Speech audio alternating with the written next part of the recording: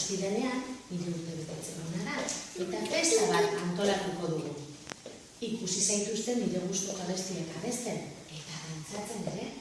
Ze ondo pasatuko dugun euskaraz abesten, ezta? Euskara magikoa da.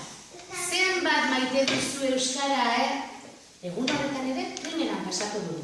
Eta gogoratu, erabili nire formula magikoa. Zizar, salto bat eman, txalo bitoran, sudurra ikutuaz, euskara haua. Eta badakizue, zerdinari kasu egin eta euskaraz hitz egin. Beno, eta orain nire irudiaren deskribapen bat emango dizuet. Ea nitaz gogoratzen zareten, entzun nadiari. Hemen dato bera bestia gogoratzen duzuen. Ile luze gorria, aurpegian irria, begian diurdina, ez du ederzina, sorgin kapeluzea, soineko morea, oraintzeko zezina. Ai, ai, ai, ai, alai eta gina. Eta gero jartzen dugu. Laster arte lagunok. Noiz ikusiko dugu basontzune? Ostiranean! Ere urtebetetze egunean, ez da? Bai? Ba, hola, eta zer ekarri dugu ba?